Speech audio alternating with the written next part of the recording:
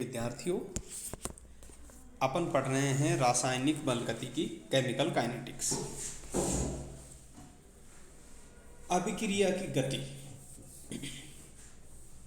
जैसे हमारी गति होती है ना समय के साथ परिवर्तन, उसी तरह अभिक्रिया की गति होती है। अब अभिक्रिया चलती तो है नहीं अपनी तरह। अभिक्रिया तो जिस टेस्ट ट्यूब में या जिस सिस्टम में या जिस पात्र में आपने लिया है उसी में होगी। तो समय के साथ किसी अभिक्रिया के क्रियाकारकों अथवा उत्पादों की सांद्रता में परिवर्तन को अभिक्रिया का वेग अथवा अभिक्रिया की गति कहते हैं।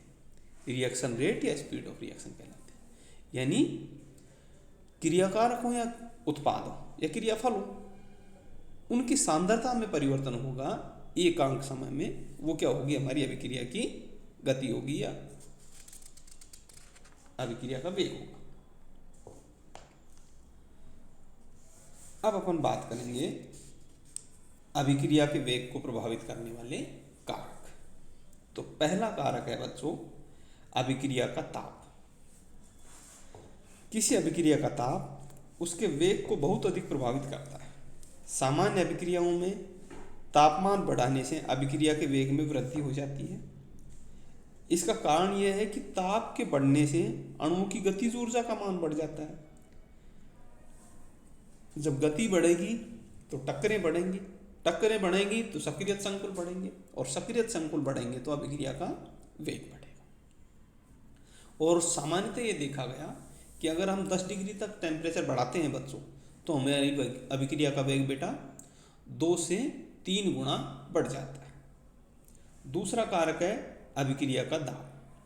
अभिक्रिया के वेग पर दाब का प्रभाव केवल गैसीय अभिक्रियाओं पर ही पड़ता है।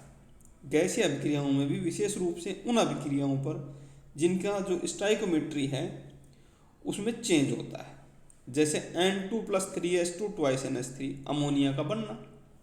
यहाँ क्रियाकारक में 4 मोल हैं और उत्पाद में कितने मोल हैं बेटा? 2। तो जैसे ही तुम दाब बढ़ाओगे तो हमारी अभिक्रिया उधर शिफ्ट हो जाएगी जिधर किए गए प्रभाव को कम किया जा सके।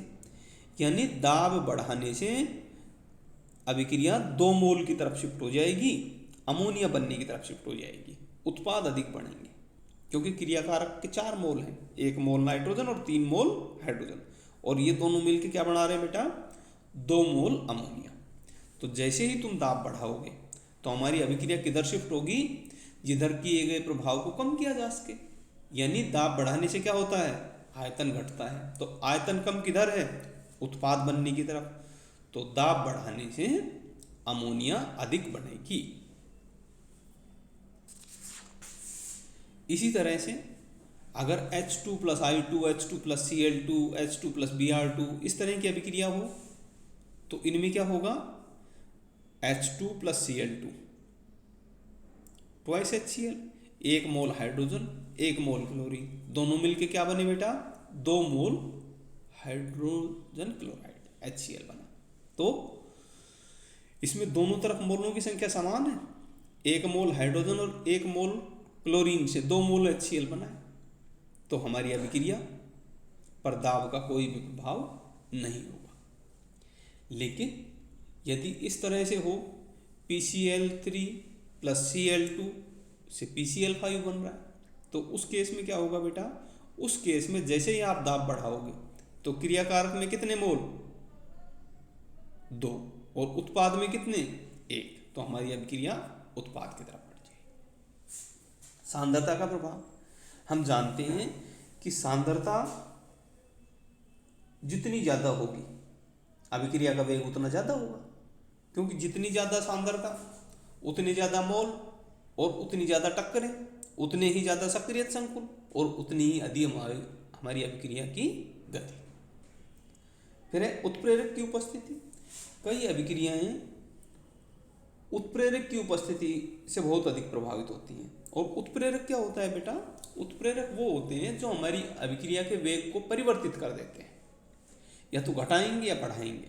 जो घटाएंगे वो क्या करते हैं? एक अल्टरनेट पाथ अवेलेबल कराते हैं जिसमें सक्रिय ऊर्जा की कम जरूरत होती है और हमारी अभिक्रिया की गति बढ़ जाती है। इनको हम पॉजिटिव कैटलिस्ट कहते हैं।